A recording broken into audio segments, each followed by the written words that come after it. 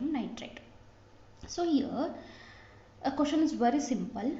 So they have asked the highest boiling point where all the four options, okay, of the same molarity, 1 molar, okay, but the chemicals are different, or the sodium hydroxide, sodium sulfate, ammonium nitrate, potassium nitrate are different but of a same concentration. So when it comes to the highest, like a boiling point, so as we have studied, boiling point is one of the colligative property, okay. So colligative property is directly proportional to, so colligative property is directly proportional to the number of solute particles, right? Okay, so or we could say more the I factor is nothing but again number of particles only it comes, more the I factor or want of factor, more will be the colligative property. Okay, these 2 points you have to remember. This I have discussed in the previous video as well. Okay, so when it comes to NaOH, if I take the first option NaOH, so obviously it will undergo dissociation to give Na plus OH minus, right? So what will be the I value? I value is nothing but the number of ions that is been formed here. So 1 Na plus 1 OH minus. So I value is 2 over here. Similarly, when I take a second option, that is sodium sulfate, so when it undergo ionization, it gives 2 sodium ion and 1 sulfate ion. So the I value will become how much? So 2 sodium plus 1, totally 3. Okay.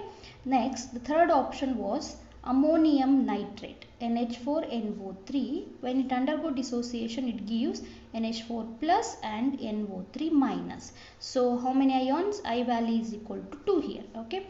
And the last one is potassium nitrate, which will undergo ionization to give potassium ion and nitrate ion. Okay, so the I value is equal to 2. So as I told, I value is directly proportional to the colligative property, or number of ions is directly proportional to the colligative property. Okay, so among all these, so sodium sulfate is having the I value more. So more the I value, more will be the colligative property.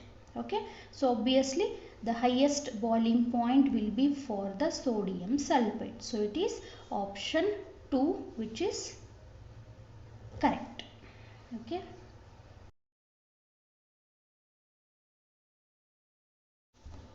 So the next question was from Karnataka CET 2019. The question is like, a solution A contains acetone and the chloroform, whereas the solution B contains acetone and the carbon disulfide.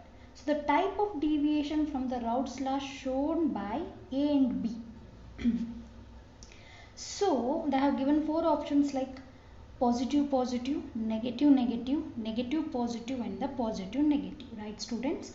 So here one of the trick you have to remember, like if the acetone is in combination with CS2, or if the acetone is in combination with the ethyl alcohol, if you find this combination, or CS2 mixed with acetone or ethyl alcohol mixed with the acetone, okay, it will be a positive deviation. Similarly, if I mix acetone with the aniline, or if I mix acetone with the chloroform, it will be a negative deviation. Okay, so what they are telling, the solution A, solution A consists of acetone, I am writing the formula, acetone plus chloroform. Okay, solution B consists of what? Acetone plus CS2. Okay, so one more trick I have told in one of my previous video, that when a CS2 comes, it is compulsory the positive deviation. When in a negative deviation, most of the things you're going to get is an acid. Okay, so these are like exceptional cases. This is another trick that you can remember. Again repeating, acetone with a CS2 or ethyl alcohol is a positive deviation. Acetone with a aniline or chloroform is a negative deviation. So according to the options means they have given A, acetone plus chloroform means acetone with chloroform is there. So A shows negative deviation. Okay. Similarly, B is acetone with CS2. So it shows positive deviation. So what will be the option, students? It is like positive positive is there, or negative negative is there, or negative positive is there. So it is option C, negative and positive. So if you remember the small easy method, it is very easy to answer. No think no need to waste much time in this one. Okay.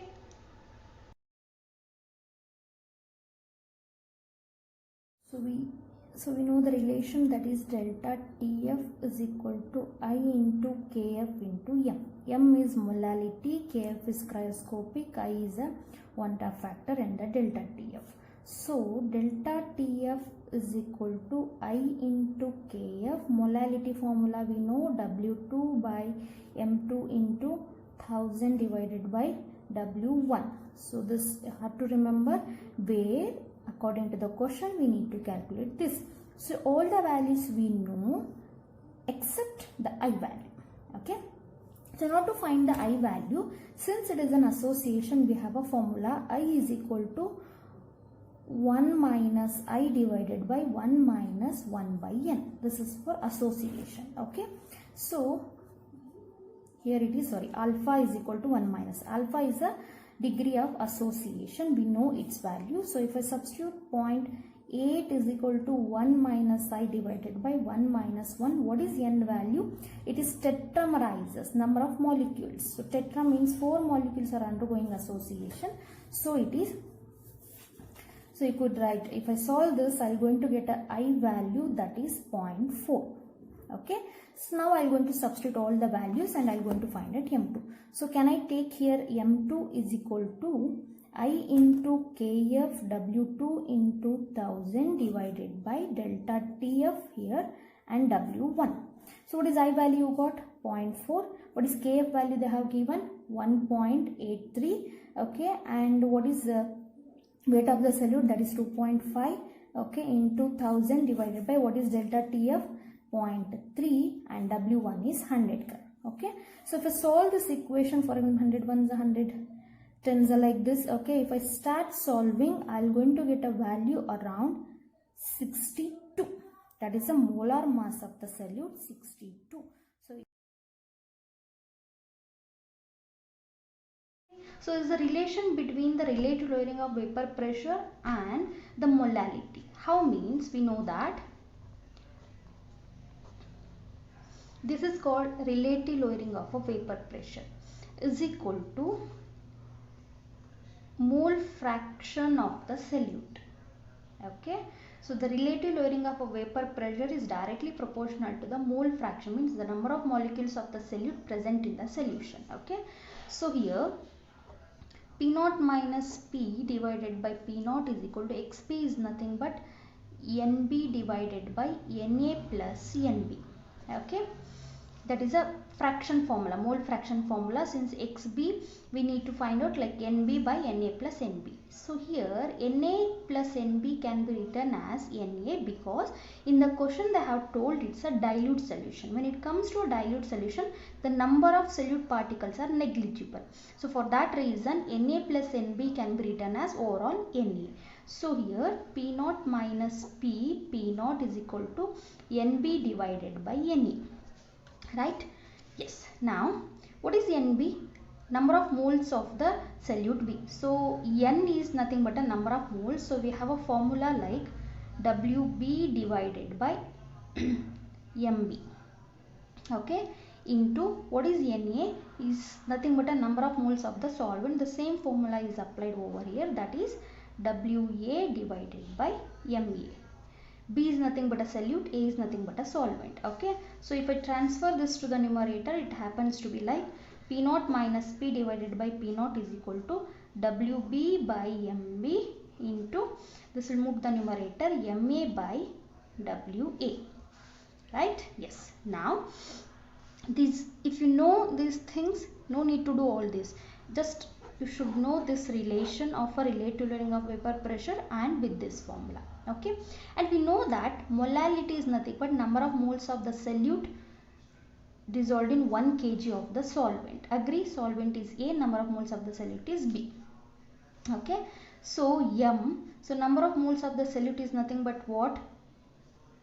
Yeah, number of moles of the solute is nothing but WB divided by MB into WA as it is. Okay. And here comes 1000 over here. This is a standard formula we have. Okay. That means overall this is nothing but what? A molality. Okay, so same thing we have WB into by MB into W. Can I write this as a molality? Yes. P naught minus P divided by P naught is equal to, it is nothing but molality, and MA as it is, and I am keeping 1000 as it is here. Okay. Now, according to the question, we know the value of relative lowering of vapor pressure. They have given this one as a 0.002. This we have to find out. Molar mass of the A, that is solvent, is given. What is the molar mass of the solvent we have? That is water, means we are going to take 18 over here into 1000. Okay. So now 0.002, okay, divided by 18 into 1000. Okay, so 1000 and here it is 2. If we divide, we will going to get what? If we shift the point, okay, so we are going to get a 2 over here. 2 divided by 18 is nothing but what? So 2 ones are 2 nines are, so 1 by 9 is nothing but what? So 9 over, sorry, 1 over here, 9 over here, 9. So 1 divided by 9 means, so put a point, take 0, so 9 ones are 9 we will going to get, so 10 minus 9 is 1. Again we have a point here, take 0, so 9 ones are 9. Okay, so this will continue. Okay, so the answer that you have in your option, means in the question, 0.004 you have, 0.111 you have, 0.22 you have, so the option B is the correct one, since I got 0.11.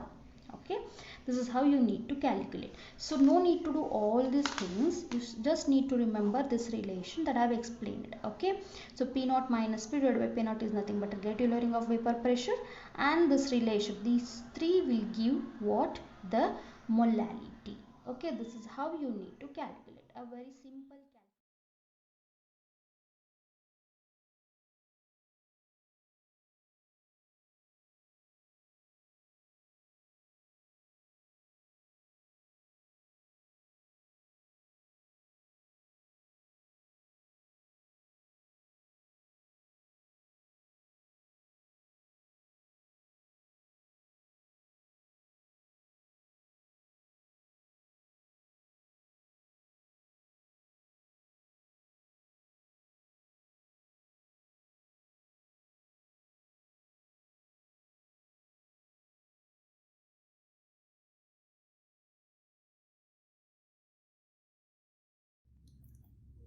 So the next question is 2016 question. So which of the following aqueous solution has the highest freezing point?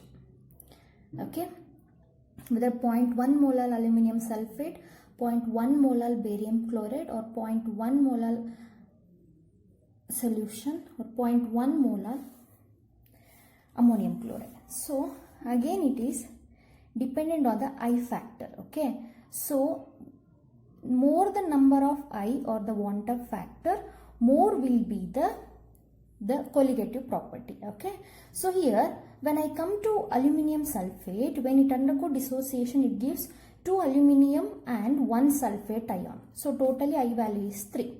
When it comes to barium chloride, again I factor is 3 over here. When it comes to aluminum chloride, okay, 1 Al plus 3 and 3 Cl minus, so totally 4 is. When it comes to ammonium chloride, we have 2 as a I factor. Among all the 4 options, aluminum chloride will be having a more I factor, so obviously the highest freezing point will be for the aluminum. So it is option C, which is the correct one.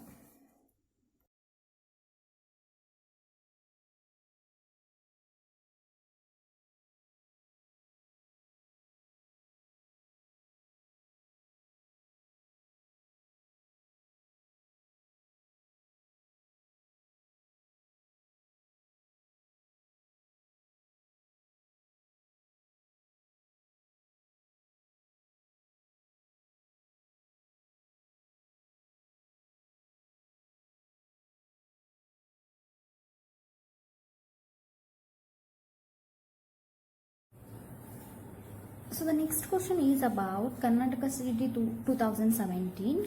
So when a pure solvent diffuses out of the solution, okay, from the semi-permeable membrane. The process is called option A osmosis, then reverse osmosis, sorption and the dialysis. Okay, very simple question. That is, we should know the difference between the osmosis and the reverse osmosis. However, sorption and the dialysis are totally different process. Sorption is nothing but where the adsorption and the absorption takes place simultaneously, but dialysis is one of the purification method, right? So here osmosis and reverse osmosis play a very important role. So one should know the difference between those two, then you can answer it very easily. So what do you mean by osmosis? Quite simple. It is a movement of the solvent molecules. Okay, it's a movement of the solvent molecules from the pure solvent to the solution. Okay, from pure solvent to the solution, molecules or water molecules will move. Okay, so it's simple. Solvent to solution means it is osmosis. The reverse of that one is reverse osmosis. That is from solution to the solvent. Okay, from solution to the solvent means we have to apply pressure on the solution side. Okay, so solution to solvent is a reverse process of osmosis. So the question is that when a pure solvent diffuses out of the solution, means a pure solvent diffusing means coming out of the solution through a semi-permeable membrane. So the process is obviously known as what? The reverse osmosis. Okay, so it is the option B that is correct, reverse osmosis.